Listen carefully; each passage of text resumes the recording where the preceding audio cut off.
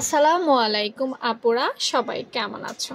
আজকে অনেক দিন ধরেই আমার কিছু আপু কমেন্ট সেকশনে লেখো যে আপু জামার গলা উপরে উঠে যায়, এখন কি করব, করণীয় কি?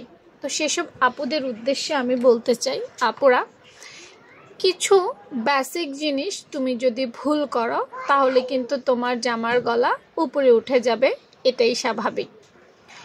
যেমন ধরো, গলার মাপটা ঠিকঠাক করে না নেওয়া, বডিটা অতিরিক্ত ফিটিংস করে ফেলা এবং তালপাট ঠিক মতো না কাটা।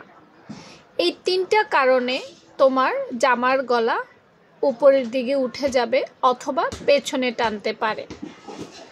এবার আসো, আরেকটা বিষয় আছে যেটা খুবই গুরুত্বপূর্ণ, যার কারণে জামার গলা পেছনে টানে। সেটা হচ্ছে যে এক একজনের শারীরিক গঠন বা বৈশিষ্ট্যর কারণেও এই প্রবলেমটা হয়ে থাকে।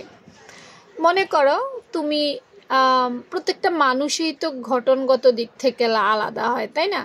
কিছু কিছু আপুর ঘাড় বা কাঁধ, যেটাকে আমরা ফুট লাইন বলি, সেই ঘাড় বা কাঁধ অতিরিক্ত মোটা হয়, অর্থাৎ শরীরের অন্যান্য অঙ্গ প্রত্যঙ্গের চাইতে ওই অংশটা একটু চওড়া হয়। হয় না, আমরা অনেক সময় আমাদের হাত মোটা হয়, পা মোটা হয়, কোমর মোটা হয়, এটা তো স্বাভাবিক ব্যাপার, তাই না? এক একজনের মানুষের শারীরিক কন্ডিশন এক এক রকম। তো যাদের আসলে ঘাড় এবং ফুট মানে গলা এবং কাঁধ, এই জায়গাটা যদি একটু হেলদি হয় তাহলেও তোমার জামার গলাটা পেছনে টানে। এখন সমস্যার সমাধান কিন্তু আগে সমস্যা বুঝতে হবে, তারপর সমাধান দেওয়া যাবে।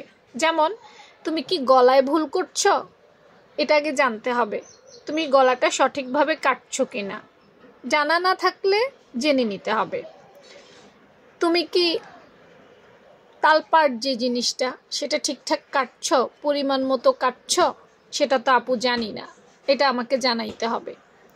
আর যে মানুষটার এই সমস্যাটা হয় সেই মানুষটার কি কাঁধ মোটা চওড়া, সেটাও জানতে হবে। অর্থাৎ আমি যতক্ষণ পর্যন্ত রোগ না বুঝবো ততক্ষণ পর্যন্ত সমাধানও দেওয়া সম্ভব না। তাই তোমরা তোমাদের সমস্যাগুলো লিখে নাও, যে আপু আমি গলা ঠিক মতো কাটছি তারপরেও আমার সমস্যা হচ্ছে, অথবা আপু আমি ফুটলাইনটা ঠিক মতো নিচ্ছি তারপরেও আমার সমস্যা হচ্ছে। আবার লিখো যে আপু তালপাটও আমি ঠিকঠাক করছি তারপরেও সমস্যা হচ্ছে। তাহলে আপুর সমাধানটা দিতে একটু সুবিধা হবে। আশা করি পুরো ক্লাসটা বা আমার কথাগুলো মনোযোগ দিয়ে শুনেছ। তোমরা কমেন্ট সেকশনে লিখলে তারপর আমি আমার মতো করে যেন তোমাদের ফলপ্রসূ হয় সেইভাবেই উত্তর বা সমাধান দেওয়ার চেষ্টা করব। তাই কমেন্ট সেকশনে এখনই লিখে ফেলো। আল্লাহ হাফেজ।